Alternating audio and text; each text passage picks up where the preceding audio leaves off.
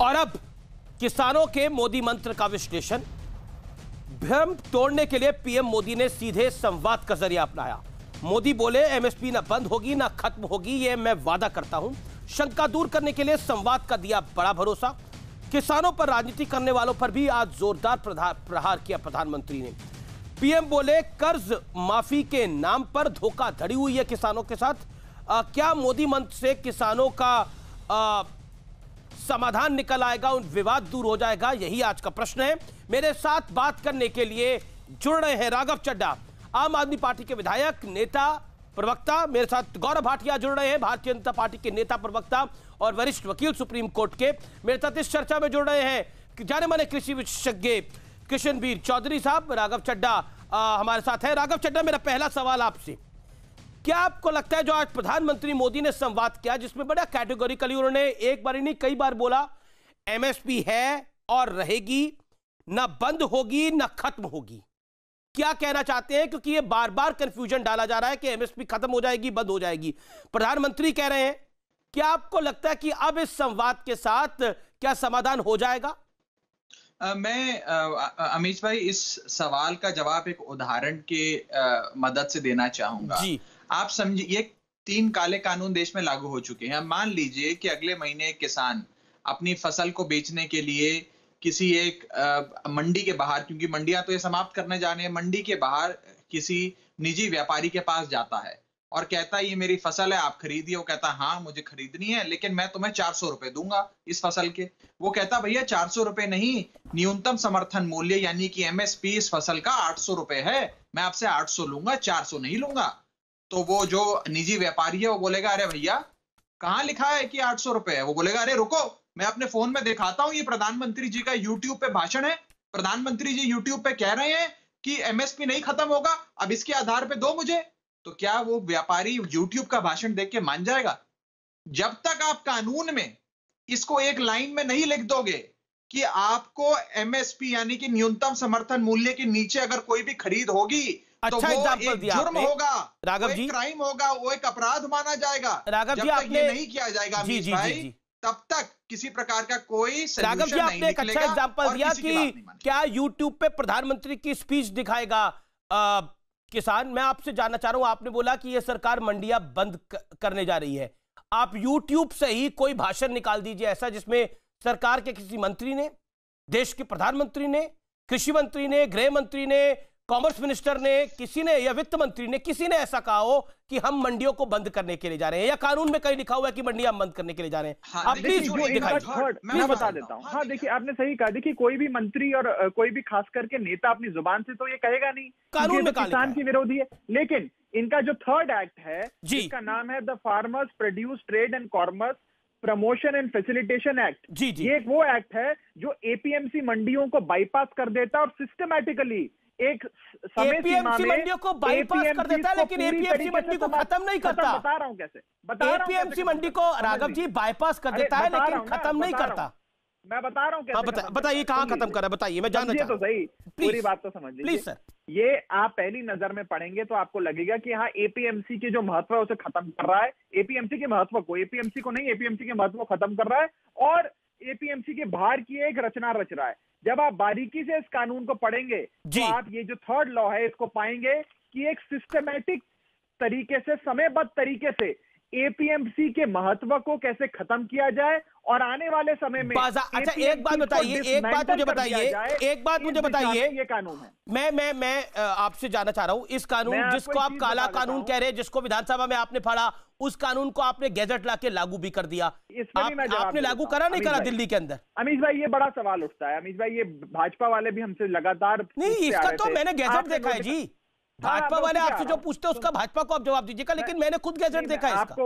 अरे भाई, आप तो निष्पक्ष पत्रकार हैं, मैं आपकी बात नहीं कर रहा, मैं तो भाजपा वालों की कर रहा हूं। मैं आपको ये कहना चाह रहा हूं कि हम पे ये सवाल दागते थे, हम ये कहते थे कि अरे भैया, केंद्र का कानून है, केंद्र का कानून हर राज्य में अपने आप लागू होता है, राज्य सरकार के पास तो शक्ति है नहीं कि इस कानून को या तो लागू करे या लागू होने से रोक दे, वो तो ऑटोमेटिकली लागू हो जाता है, जैसे पंजाब में, राजस्थान में, हरियाणा में हर जगह लागू हो गया। लेकिन भाजपा हमारी मंशा पे हर प्रकार का शक पैदा करते थे। अच्छा, ये बताइए, शक को दूर करते हुए सुन लीजिए, अब तो पहले आपने लागू करने में तो तुरंत जल्दबाजी कर दी, लेकिन बिल फाड़ने में देरी कर दी, तो सवाल तो खड़े होंगे ना राघव जी। इस सारे शक को दूर करते हुए दिल्ली के मुख्यमंत्री अरविंद केजरीवाल जी ने ये तीनों बिल फाड़कर ये पूरी तरीके से साबित कर दिया। ये तो एक फोटो ऑप भी होता है कि तीनों बिल हमने फाड़ दिए के खिलाफ है और हम इन तीनों कानूनों का विरोध करते हैं, मरते दम तक करते रहेंगे। नहीं, बिल्कुल आप बिल्कुल आप कह रहे हैं कि मरते दम तक इसका विरोध करेंगे, लेकिन मैं आपको सितंबर 11, 2016 का एक ट्वीट पढ़ के सुना देता हूं, हो सकता है आपकी जानकारी में हो सकता है ना हो।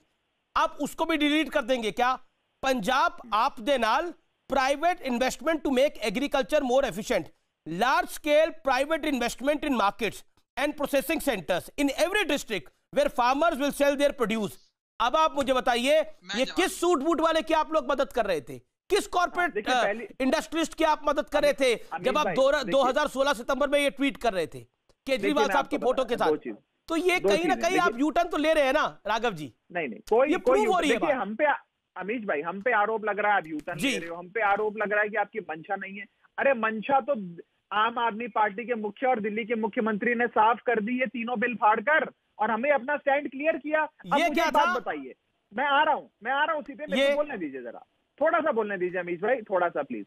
देखिए, अगर किसी राज्य के हाथ में होता कि ये कानून को लागू करे या इस कानून को लागू ना करे, तो मैं आपसे पूछता हूं, क्या पंजाब के लाखों किसान जो आज सिंघू बॉर्डर पे बैठे हैं, क्या वो कैप्टन अमरिंदर के घर का घेराव नहीं करते और कहते कैप्टन साहब मोदी ने तो लागू कर दिया, अपने राज्य में मत लागू होने देना, आप मुख्यमंत्री हो, आपके पास। ठीक है, मैं गौरव भाटिया का रुख करता हूं। अब आपने काफी देर बोला, 6 मिनट बोला आपने। गौरव भाटिया रूलिंग पार्टी के प्रवक्ता है, गौरव भाटिया का मैं रुख करता हूं। गौरव भाटिया, क्या आपको लगता है जो प्रधानमंत्री ने आज एक प्रयास करा संवाद को आगे बढ़ाने का, भ्रमजाल को तोड़ने का, क्या आपको लगता है उससे हो पाएगा? क्योंकि विपक्ष लामबंद है, उनको लग रहा है कि नरेंद्र मोदी के खिलाफ, आपकी पार्टी के खिलाफ एक मुद्दा मिल गया है, अब इसको बुलाओ, इसको इतना खींचो कि बीजेपी की हालत खराब हो जाए,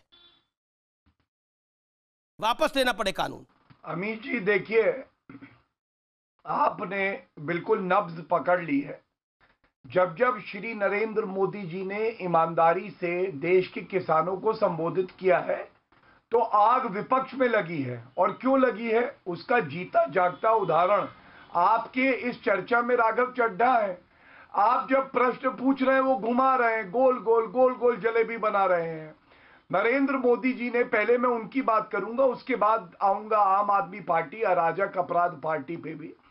बहुत अच्छी एक बात ये कही कि एमएसपी पे भ्रम फैलाया जा रहा है। नरेंद्र मोदी जी ने कहा एमएसपी नहीं हटेगा, 1.5 गुना करके लागू किसने किया था? स्वामीनाथन जी ने कहा कि नरेंद्र मोदी जी ने किया, 8 साल कांग्रेस ने नहीं किया। दूसरा भ्रम फैलाया गया कि भाई मंडी सिस्टम खत्म हो जाएगा, वही यहां राघव चड्ढा कर रहे हैं। तो राघव चड्ढा जी ने चर्चा में कहा मंडी समाप्त होने जा रही है। राघव चड्ढा जी से आपने भी पूछा, मैं भी पूछ लेता हूं, वो प्रावधान बता दें। तब उन्होंने गोल गोल घूम के बोला नहीं, बाईपास किया जा रहा है, समाप्त नहीं हो रहा है। तो मैं इतना ही कहूंगा, मंडी तो है ही, उसके अलावा एक विकल्प तैयार किया जा रहा है, इससे ही इन्हें दिक्कत है। और 2-3 देखिए दोगलापन की मिसाल है आम आदमी पार्टी और कांग्रेस पार्टी, उनके प्रवक्ता भी आ गए। आपने तो ट्वीट दिखाया, मेरे हाथ में आम आदमी पार्टी का पंजाब का मैनिफेस्टो है। मैनिफेस्टो क्या कहा था इन्होंने विधानसभा के चुनाव में? मैनिफेस्टो है, कौन वैधता की जांच करके दे रहा है? मैं पहले अपनी बात रख लूं। अगर मिस्टर चड्ढा बीच में कूदना है तो फिर चर्चा वैसे भी हो सकती है, फिर आप सड़क छाप अनपढ़ गवार हो जाएंगे।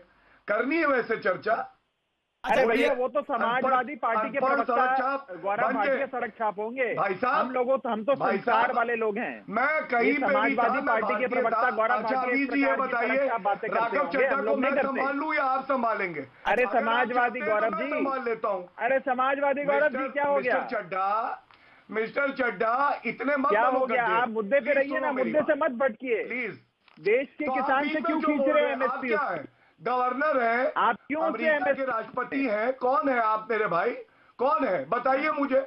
हम देश के आम आदमी हैं। मुंह में दही जम जाती है जब मैं पूछता हूं। अच्छा एक एक करके तू मैं देश का आम आदमी, देश का आम आदमी करना बेटा, कोई दिक्कत नहीं है राघव चड्ढा। लाखों किसान पूरी चर्चा में यही होने वाला है। इस ठंड में सो रहे हैं, केजरीवाल को ही जवाब है आपके पास?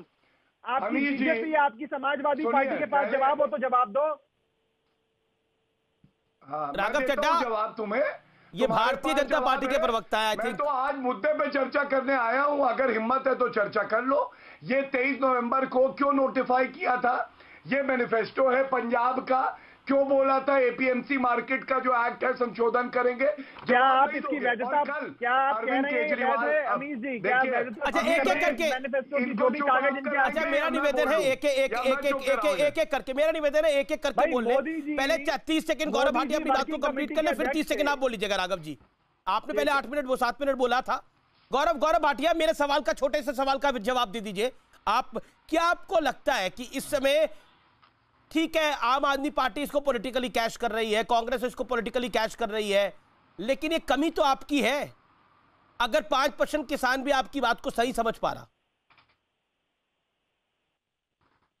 जिसको आप कमी कहते हैं ना, मैं कहता हूं रीढ़ की हड्डी है।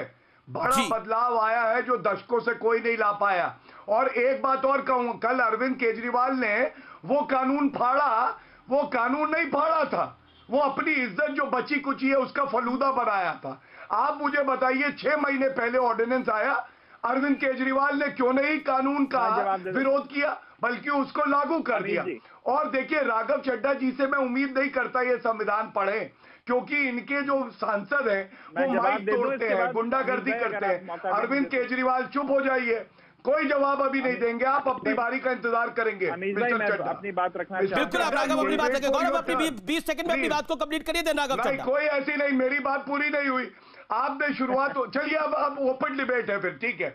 देखिए ऐसा है, इन्होंने केवल झूठ की खेती करी है। मैं इनसे पूछता हूं, संविधान इन्होंने पढ़ा है, ये बताए कि जब डेलीगेटेड पावर होती है इन्होंने लागू कानून क्यों करा?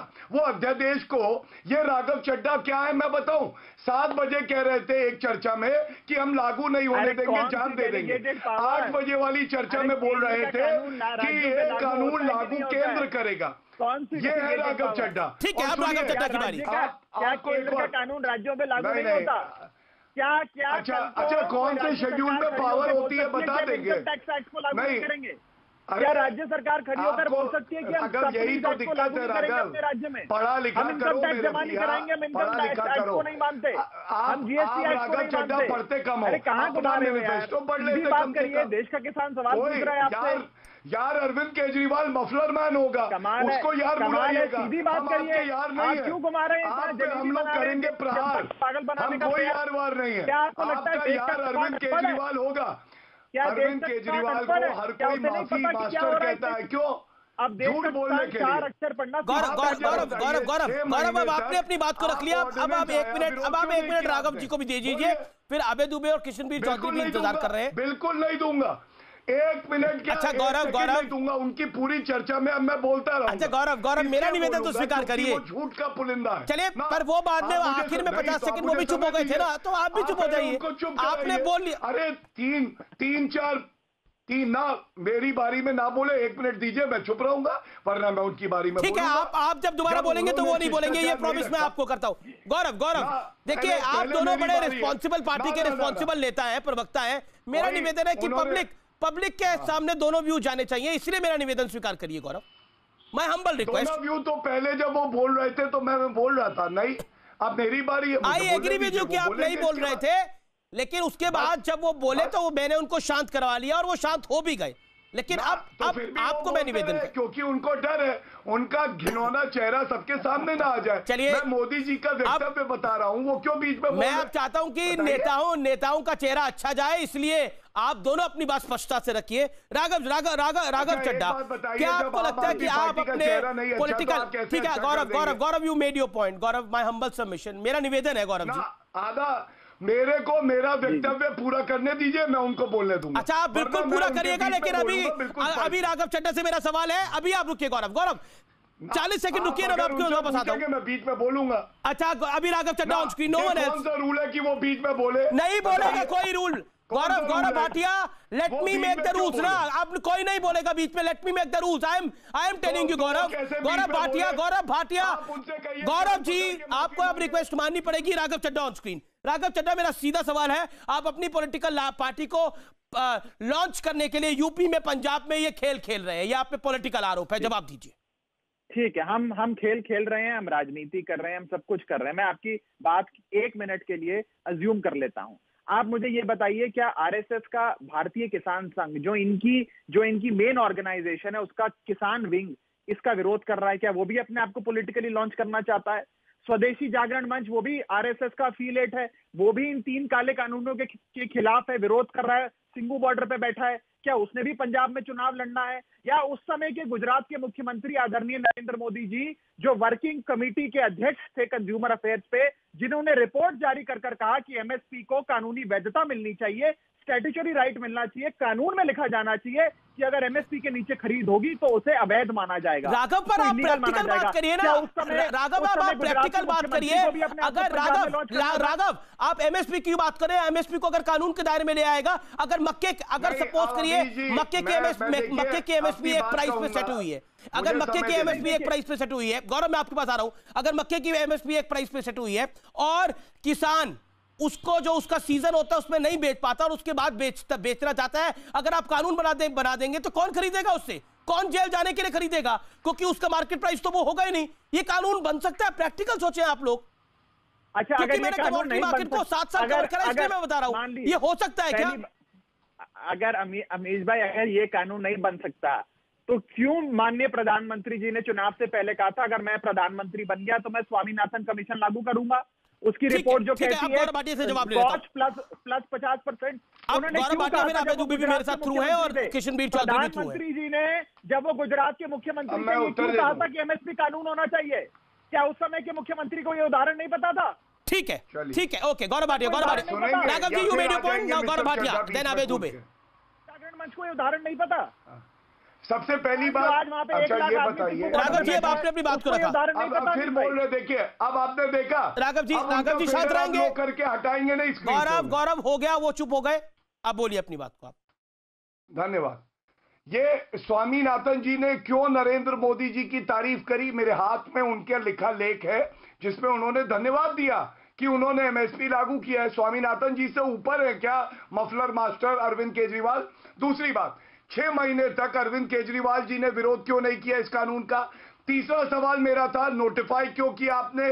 चौथा सवाल था, आपके मैनिफेस्टो में क्यों है कि आप एपीएमसी एक्ट संशोधित करेंगे? इनके पास उत्तर नहीं है, हवा निकली हुई है। और आज मैं पुनः कहूंगा, अगर आप विधानसभा की मर्यादा को तार तार करते हैं, बिल फाड़ के, कानून फाड़ के, तो आपकी जो बची कुची इज्जत है वो उड़ जाती है। और नरेंद्र मोदी जी ने आज एक बहुत अच्छी बात कही। उन्होंने कहा है किसानों के लिए, संवाद के लिए हमारे दरवाजे हमेशा खुले रहेंगे। हम लोग वो सरकार है जिसने किसानों को सॉइल कार्ड दिया, एमएसपी लागू किया, फसल बीमा योजना लाए, ये सब हमारे किए हुए कार्य हैं। और इसीलिए इन विपक्षी पार्टियों में बौखलाहट है। ये लोग जानते हैं कि किसान देश का आज भाजपा के साथ खड़ा है, सरकार के साथ खड़ा है। ठीक है Gaurav, you made your point. Raghav, मैं आपके पास आऊंगा, मुझे पता है आप हाथ खड़ा कर रहे हो, लेकिन अभय दुबे भी कम से कम पिछले 17 मिनट से 10 मिनट से 12 मिनट से हमारे शत्रु हैं, वो भी इंतजार कर रहे हैं। अभय दुबे, मैं आपके पास आता हूं। आप पीछे रह गए इसके क्रेडिट में, क्रेडिट आम आदमी पार्टी ले रही है, तो आप भी चाहते हैं कि आपको भी थोड़ा क्रेडिट मिले। क्या आपको लगता है जो आज प्रधानमंत्री ने संवाद किया है आप ही के राज्य के किसानों के साथ, क्या आपको लगता है उससे हल निकलना चाहिए? क्या आप चाहते हैं कि इसका समाधान निकले, या फिर आपको लगता है ये बखेड़ा खड़ा रहना चाहिए? हम चाहते हैं अमीश देवगन जी की सारा का सारा श्रेय प्रधानमंत्री जी को दें। हम हार पहनाने भी आएंगे प्रधानमंत्री जी आपको। आज प्रधानमंत्री जी, मैं आपसे कहना चाहता हूं कि ये कृषि के सुधार का नहीं, पूंजीपतियों के उद्धार का कानून है। आपने कहा कि कोई मंडियां खत्म नहीं होगी, कोई एमएसपी समाप्त नहीं होगा। आज आप मध्य प्रदेश के किसानों से बात कर रहे थे प्रधानमंत्री जी, आज जब आप बात कर रहे थे ना, तो कृषि उपज मंडी ने रिपोर्ट अपनी जारी की, ई अनुज्ञा रिपोर्ट। उसने बताया कि मध्य प्रदेश में, गौर से सुनिएगा अमीश देवगन जी, 47 कृषि उपज मंडियां बंद हो गई कानून आने के बाद। 47 नॉन अराइवल, एक दाना भी अन्न का वहां नहीं आया। 143 मंडियां ऐसी जिसमें 50% कारोबार वहां का रह गया। प्रधानमंत्री जी जिस दौरान ये मंडियां बंद हुई कानून आने के बाद, मध्य प्रदेश में मक्का बिक रहा था। मक्के का दाम 710 रुपए बिका। प्रधानमंत्री जी मैं रसीद आपको भेज सकता हूं। और मैं एक भी शब्द झूठ बोलूं अमीश देवगन जी तो भारतीय जनता पार्टी मुझ पर डिफेमेशन का केस जरूर, बस इतना ही चाहता हूं। वो रिपोर्ट दिखाइए, चैनल पे रिपोर्ट दिखाइए। मैं सुनिए ना प्लीज। रिपोर्ट दिखाइए। गौरव उनको आप 1 मिनट तो दीजिए अपनी बात को रखने का। वो पहली बार बोल रहे हैं कार्यक्रम में। जब तक देखिए टेक्निकल इशू है, मेरे मोबाइल से कर रहा हूं क्योंकि इनका कैमरा आया नहीं है स्टूडियो में, तो मैं आपको शो खत्म होने के पहले सारी रिपोर्ट देकर जाऊंगा। मैं एक दूसरा आरोप लगाता हूं। अभी एक एजेंसी ने सर्वे किया, हमने भी कराया 291 मंडियों का 15 राज्यों की। वहां पर स्थिति है कि उत्तर प्रदेश के 47% किसानों को समर्थन मूल्य धान का नहीं मिला। गुजरात में गौर से सुनिए 83%, तेलंगाना में 60%, तमिलनाडु में 63%, 77% लोगों को नहीं मिला। प्रधानमंत्री जी आपने कहा स्वामीनाथन कमीशन की रिपोर्ट दबाकर बैठी थी कांग्रेस। 6 फरवरी 2015 आपने सुप्रीम कोर्ट में शपथ पत्र देकर कहा कि 2007 से जनवरी 2014 तक कांग्रेस की सरकारों ने 175 सिफारिशें हूबहू लागू कर दी स्वामीनाथन आयोग की। आपने वादा किया था C2 प्लस 50% देंगे। उसी सुप्रीम कोर्ट के एफिडेविट में आपने लिखा कि अगर मैं कॉस्ट का 50% ऊपर दे दिया तो बाजार डिस्टॉर्ट हो जाएगा। लेकिन आप जो डेटा दे रहे हैं आप उसको ऑथेंटिकेट करिएगा। लेकिन कृषि मंत्री की जो चिट्ठी है उसमें लिखा हुआ है एमएसपी खरीद के रिकॉर्ड टूटे हैं, एमएसपी जारी है और जारी रहेगी, मंडियां बंद नहीं होगी। आप बार बार बोल रहे हैं कि पूंजीपतियों को इससे फायदा होगा। आप मुझे इस कानून की एक लाइन बताइए जिससे पूंजीपतियों को फायदा होगा। क्या कॉर्पोरेट फार्मिंग पंजाब में नहीं है जहां पर आपका शासन, और कब से बताइए, कब से पंजाब में कॉर्पोरेट फार्मिंग? और आप कहते हैं पंजाब का किसान समृद्ध है, विकासशील है, पैसे वाला है। आप ही लोग कहते हैं ना ये बात, राहुल गांधी का ट्वीट है। तो फिर अगर पंजाब का किसान अमीर हो सकता है तो बिहार, यूपी और मध्य प्रदेश का किसान क्यों नहीं अमीर हो सकता? बताइए क्या लॉजिक है? आप बहुत विद्वान प्रवक्ता हैं, आपने इस विषय पर सबसे अच्छी डिबेट कराई। मैं सिर्फ 10 सेकंड आपसे और चाहता हूं। आज प्रधानमंत्री जी ने कहा कि हमने लागत मूल्य कम कर दिया। प्रधानमंत्री जी 25 रुपए आपने डीजल पर बढ़ा दिए। प्रधानमंत्री जी कीटनाशक से लेकर कृषि यंत्रों पर आपने 18% तक जीएसटी लगा दिया। 15,000 रुपए एकड़ कॉस्ट बढ़ा दी। आपने एक आरोप, आप मेरे सवाल का जवाब दीजिए। आप तो अपनी राग अलाप रहे हैं। आप कह रहे हैं कि आप मेरे सवाल का तो जवाब दीजिए। कम से कम आम आदमी पार्टी मेरे सवाल का जवाब तो दे रही थी, बीजेपी मेरे सवाल का जवाब तो दे रही थी। मैं आपसे सवाल पूछ रहा हूं, आप मुझे बताइए कॉर्पोरेट के हित में कैसे है कानून, और पंजाब में कब से कॉर्पोरेट फार्मिंग है मुझे बताइए ना आप। और आप क्यों नहीं चाहते पंजाब के किसान की तरह समृद्ध यूपी, बिहार, मध्य प्रदेश, छत्तीसगढ़ का किसान भी हो, राजस्थान का किसान भी समृद्ध हो? क्यों नहीं चाहते आप लोग? बताइए इस सवाल का जवाब क्या है। पंजाब में कब से कॉर्पोरेट फार्मिंग बताइए। आपके सवाल का जवाब देता हूं। बिल्कुल प्लीज। अटल बिहारी वाजपेयी के जमाने से लेकर कांग्रेस के जमाने तक ये 6 के 6 प्रावधान 25 राज्यों में लागू है। वहां नहीं हुआ ये घोटाला। क्यों? क्योंकि इस कानून में मोदी सरकार ने डाल दिया कि अरे मैं आपसे पूछ रहा हूं पंजाब में कॉर्पोरेट फार्मिंग है कि नहीं है? अबे जी चलिए रैपिड फायर राउंड कर लेते हैं आपके साथ एक छोटा सा। आप रैपिड फायर राउंड कर लेते हैं, फिर मैं गौरव भाटिया को ले लूंगा। कृष्णवीर चौधरी भी काफी देर से इंतजार कर रहे हैं। एक रैपिड फायर राउंड कर लेता हूं ना आपके साथ। एक सेकेंड। आपने वो कॉफी विद करण तो देखा ही होगा। ये कॉफी विद करण तो नहीं है, लेकिन आज किसान की बात के ऊपर रैपिड फायर राउंड आपके साथ में कर लेता हूं। 10 सेकंड का एक सवाल का जवाब दे दीजिए। आप मुझे बताइए इस कानून के किस प्रावधान में, कौन से पन्ने पे, कौन सी लाइन पे लिखा है कि ये पूंजीपतियों के लिए कानून है और उनका फायदा होगा? कहां लिखा है बताइए। कानून की कॉपी मेरे पास है, प्लीज कोट करिए, बताइए। आपका टाइम शुरू होता है अब। कानून नंबर 1 मैं 5 सेकंड कर लेता हूं। मंडियों के बाहर टैक्स को एग्जम्पशन, उसका परिणाम यह हुआ कि हजारों मंडियां देश भर में लगातार बंद हो रही है। प्रधानमंत्री जी कानून नंबर 2 आपने कहा एसेंशियल कमोडिटी एक्ट में असीमित मात्रा में उद्योगपति संग्रहित कर सकते हैं अनाज। कहां लिखा है? कारण हो रहा है असीमित मात्रा में संग्रहण से जब फसल ये कहां लिखा है? आने वाली होती है। अच्छा दूसरा सवाल, पंजाब में कॉर्पोरेट फार्मिंग कब से है? पंजाब में कॉर्पोरेट फार्मिंग कब से है? आपका समय शुरू होता है अब, 5 सेकंड बोलिए। इंपोर्ट का ऑर्डर दिया है। आज प्रधानमंत्री जी ने झूठ बोला कि दाल का इंपोर्ट कांग्रेस करती थी। आपने 3 मिलियन टन पंजाब में कॉर्पोरेट फार्मिंग कब से है? My question is this and look at your answer. आपका जवाब क्या है? 50% इंपोर्ट ड्यूटी कम करके 15% की ओर मंगा लिया, मक्का के दाम तोड़ दिए। आपकी कहानी तो ये है कि हिंदी का पेपर है लेकिन हम अंग्रेजी की तैयारी करते हैं तो अंग्रेजी पे ही पहाड़ा लिखेंगे पूरा। चलिए कोई बात नहीं। गौरव भाटिया, देखिए ये राग बार बार अलापा जा रहा है कि पूंजीपतियों का कानून है, इससे कॉर्पोरेट इंडिया को फायदा होगा, इससे बहुत कुछ होगा। मैं आपसे 30 सेकंड में जाना चाहता हूं, आपका भी शाम शुरू होता है अब, रैपिड फायर राउंड में आपके साथ भी करता हूं। क्या आपको लगता है आप पूंजीपतियों को फायदा देने के लिए कानून लेके आए हैं? बोलिए।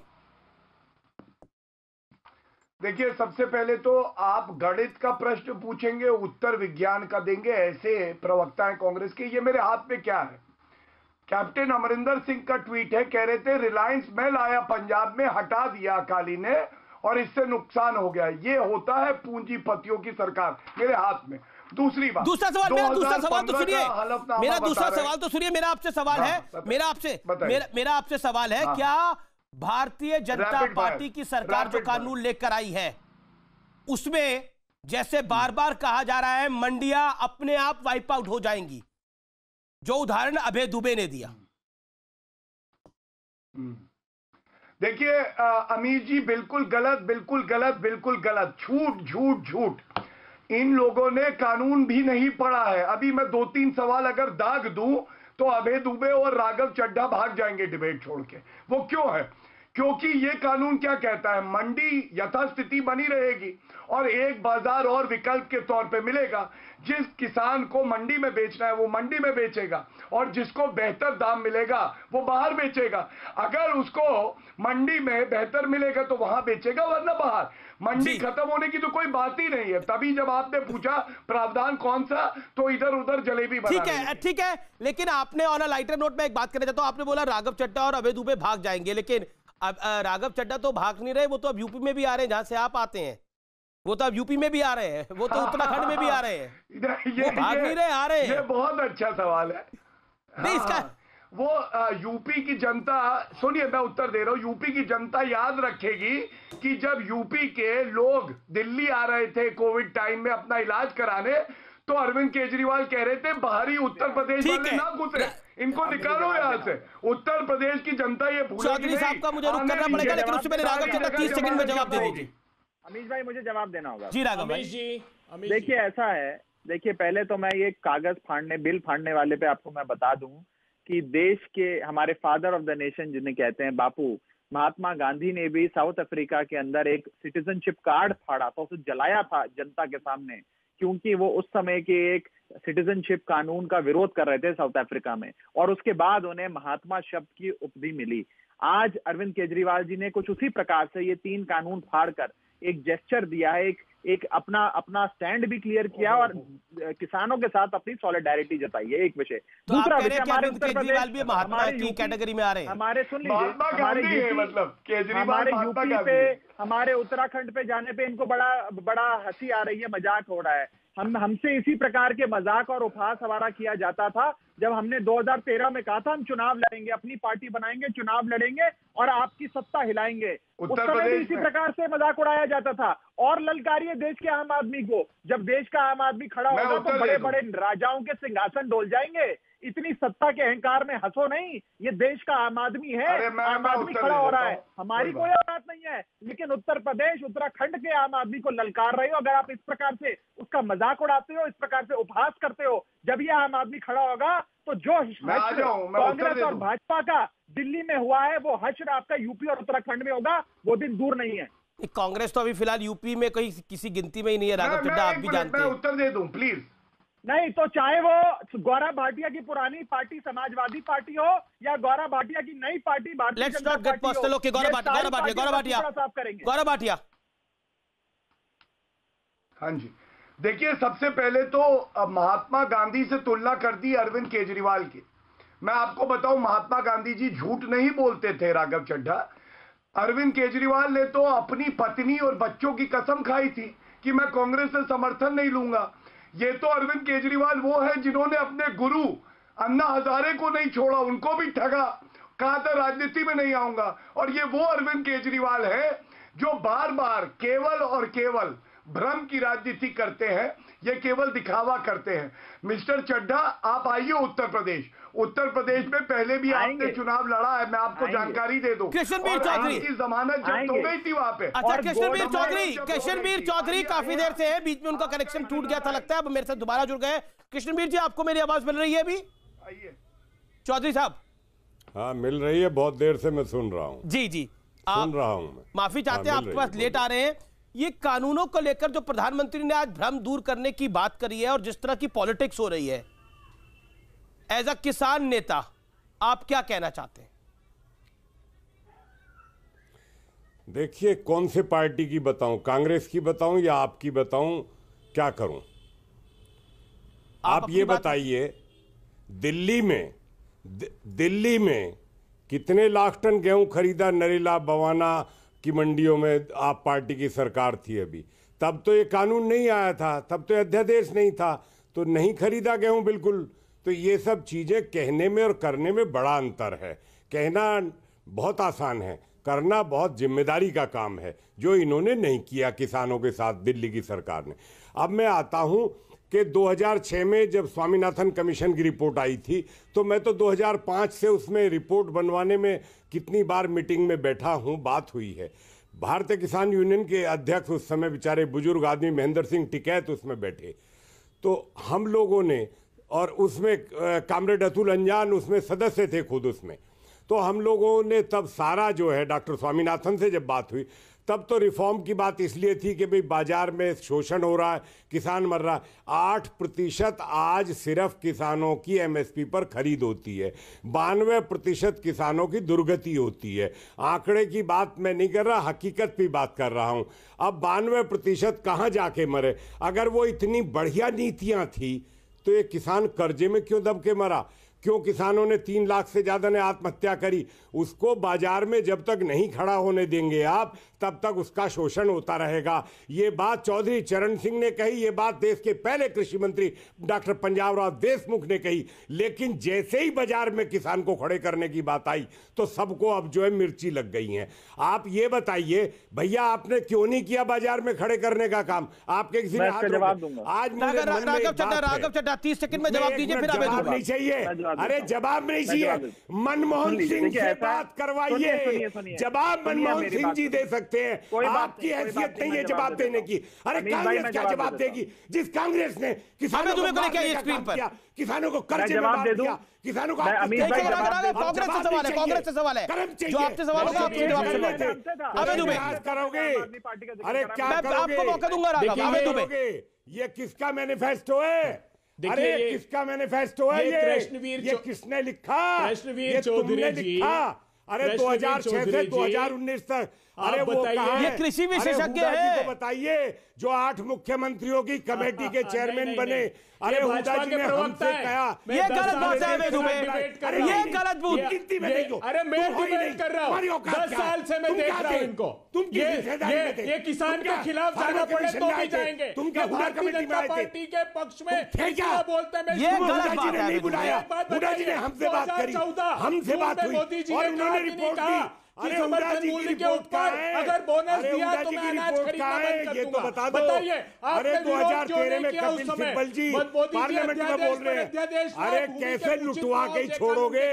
मैं एक बात कह रहा हूँ, जाके मनमोहन सिंह जी से जाइए, उनसे ट्रेनिंग लेके आइए, तब बात करना।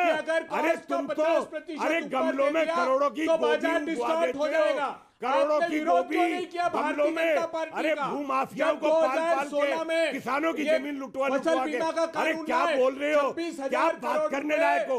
अगर तुम काम करते तो किसान कर्जे में नहीं मरता। अरे चौधरी साहब अबे Dubey silent, audio sound, put audio sound of. Okay अबे दुबे, आपने बोला ये बीजेपी के हैं, एक कृषि विशेषज्ञ हैं जो आपके पक्ष की बात नहीं कर रहे, वो आपको आईना अगर दिखा रहे हैं या फिर वो आपकी सरकारों की बात करे तो वो बीजेपी की हो गई। ये क्या तरीका है जी? जो आपकी पक्ष की बात नहीं करेगा वो बीजेपी का हो जाएगा, ये तरीका गलत है ना। आप अपनी बात रखिए, वो अपनी बात रखे। कृष्णवीर चौधरी को शायद आप नहीं जानते, इस देश के लोग अच्छे खासे जानते होंगे। आपकी सरकारों में भी ये कृषि विशेषज्ञ ही थे और आपकी सरकारों की कमेटी में रहते थे। आपको जानकारी है कि नहीं है? अब शरद राव पवार से पूछिए जरा, पूछिए तत्कालीन कृषि मंत्री से, शरद राव पवार साहब से। आप कम से कम ये तो हम देखें कि सामने कौन बैठा हुआ है। चिट्ठी लिखते हैं। बोलिए अबे दुबे, अब अपनी बात को आप। मैं जानता हूं, मेरे 5 सवालों वो नहीं कहीं, बस मेरे 5 सवालों के पॉलिसीज में कहीं नहीं थे कृष्णवीर जी, कहीं पॉलिसीज में नहीं थे। अगर आप किसानों के कोई हिस्सेदारी नहीं है तुम्हारी, हमारी हिस्सेदारी नहीं है पॉलिसीज में। तो आपने 15 साल से लड़ते आ रहे हैं, 15 साल हो गए लड़ते 12 जून। अरे सुनिए बाप, अरे बाप सुनिए, कोई लड़ते नहीं आए किसानों के लिए, आप भारतीय जनता पार्टी के लिए लड़ते हुए आए। मैंने हर डिबेट में आपको देखा है। मुझे 5 सवालों के जवाब दीजिए साहब, तो सिर्फ 5 सवालों के। अरे क्या बात करते हो, कॉस्ट प्लस, अरे C2 के ऊपर दिया, क्या बताइए, C2 के ऊपर 50% दिया, स्वामीनाथन कमीशन की बात करते हैं, क्या बात करते हैं आप? मुझे एक सवाल का जवाब दीजिए, धैर्यपूर्वक सुनिए। आज मुझे ये बताइए, चौधरी साहब अब आप भी शांत हो जाइए। 2009 से 14 तक चौधरी साहब मेरा निवेदन स्वीकार करिए ना, आप शांत होइए 30 सेकंड। अब आप दाल का रिपोर्ट करने का ऑर्डर दिया है कि नहीं दिया है, बताइए। CSCP ने आरोप लगाया कि मोदी सरकार पर, कि आप खुद आयोग ने आरोप लगाया कि मोदी सरकार दाल सस्ते में इस समय बाजार में उतार देती है, अपनी आंख जब खोलो, फसलें आने वाली है किसान की और किसान बर्बाद हो जाता है। हमने करा क्या है? 5 सवाल, अगर साहस हो, अगर निष्पक्ष हो, किसान नेता हो तो जवाब दो। 5 सवाल है, 90,000 करोड़ रुपए आप धैर्यपूर्वक। अच्छा ठीक है, आप अपने 5 सवाल पूछने का काम मेरे पे छोड़ दीजिए, आप अपने 5 सवाल बाद में पूछ लीजिएगा। राघव चड्ढा को मैं लेके आता हूं। राघव चड्ढा, आपसे भी सवाल पूछा गया, जवाब। ओके चौधरी साहब शांत, बोलिए राघव चड्ढा, जो किशनवीर चौधरी ने सवाल पूछा आपसे।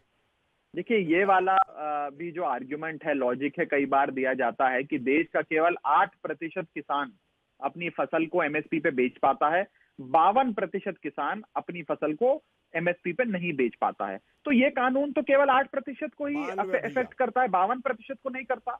ये तो केंद्र सरकार की अपनी खुद की नाकामी है कि आप 8% को 100% नहीं कर पाए। आप अपनी ही नाकामी को छुपाने के लिए वो बेचारे 8% को जो मिलता है वो भी खत्म कर रहे हो, 92% के पास जो अवसर था MSP पे बेचने का उसे भी खत्म कर रहे हो। ये तो मतलब आप इतना बड़ा अपराध करने की ओर अग्रसर हैं कि क्योंकि 8% खरीदता है तो हम MSP को खत्म कर देंगे। कोई अवसर नहीं है, कोई सरकार 100% नहीं खरीदेगी दुनिया में। सुन लीजिए पहले, मैं आपकी बोला उसके बाद आप बोलिएगा। दूसरी चीज, सबसे पहले तो अमीश भाई, कम से कम नथुराम गोडसे की पूजा करने वाले लोगों से हमें महात्मा गांधी पे ना कोई गौरव भाटिया को लेकर आई है, ना ही महात्मा गांधी के बारे में उन लोगों से ज्ञान लेना है जो नथुराम गोडसे की विचारधारा को सब्सक्राइब करते हैं। पहला विषय। दूसरा विषय, आज मैं आपसे पूछता हूं, कोई एक किसान संगठन जो माननीय प्रधानमंत्री जी के दरवाजे पे गया हो, दरवाजा खटखटाया हो और कहा हो कि प्रधानमंत्री जी हमें ये सारे रिफॉर्म्स चाहिए, हमें ये 3 कानून चाहिए, आज देश के लाखों किसान बॉर्डर पे खड़े हैं। मैं चुनौती देता हूं आपके चैनल के माध्यम से, और आखिरी बात कह रहा हूं, देश के कृषि मंत्री जाएं और एक रात खुले आसमान में देश के किसान के साथ सिंगू बॉर्डर पे बिताएं तो पता लग जाएगा कि ठंड में किस प्रकार से हमारे देश का आंदोलित किसान अपनी रात गुजारता है और किस प्रकार से वो आज आंदोलन कर रहा है एक निर्दयी मोदी सरकार के खिलाफ। ओके गौरव भाटिया।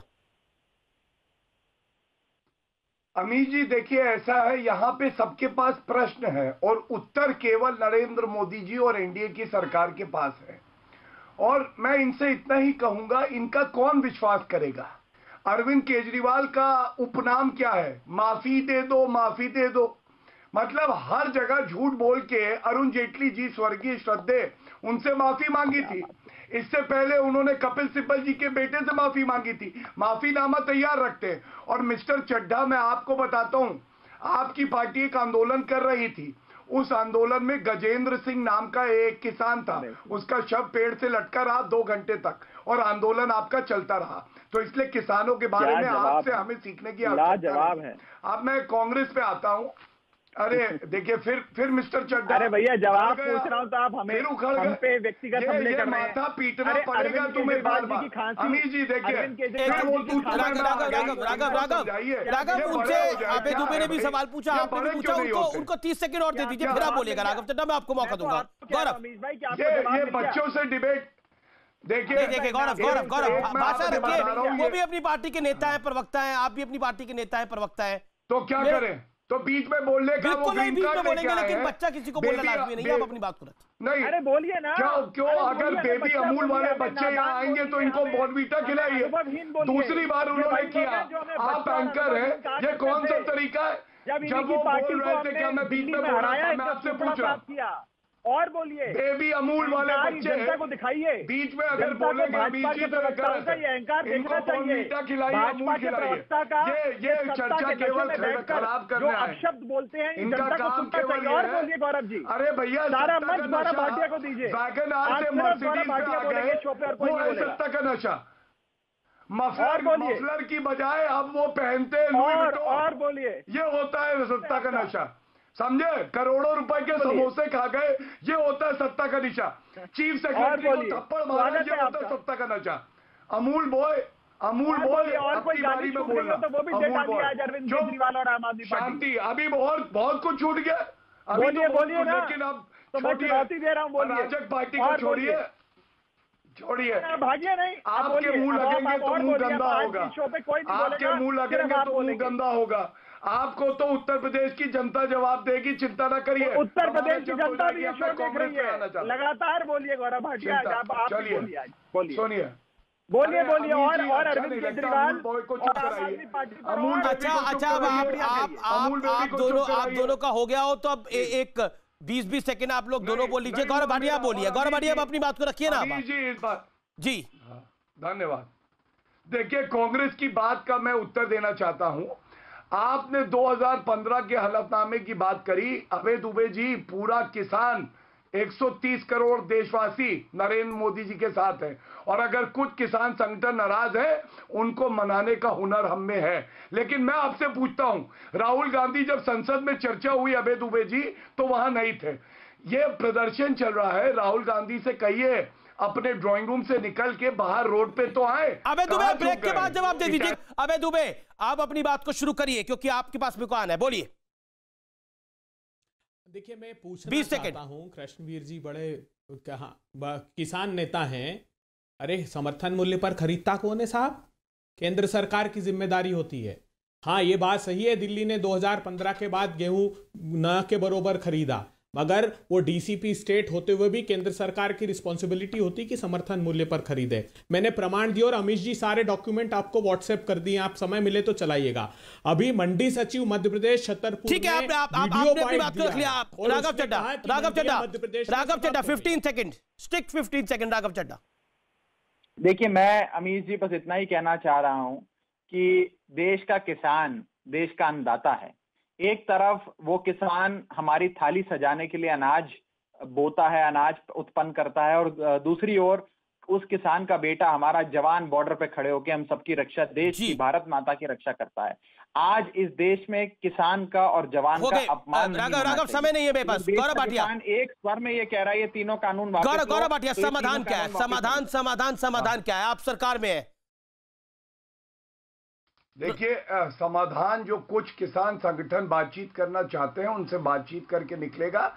लेकिन एक सीट वाली पार्टी अब ये नहीं बताएगी कि किसानों का हित किसमें है। 4 से 1 पे आ गए थे अमूल बॉय की पार्टी। दूसरा, कांग्रेस वो पार्टी है जिनके लिए किसान रॉबर्ट। शुक्रिया। समय गौरव, अब मैं माफी चाहता हूं, समय हमारा यहाँ खत्म हो गया है। लेकिन मैंने समाधान की बात करी थी, और भारत का संविधान समाधान की बात करता है, और मुझे लगता है समाधान जरूर निकलना चाहिए और जरूर निकलेगा। जय जवान, जय किसान, लेकिन सबसे ऊपर मेरा, आपका, हम सबका हिंदुस्तान।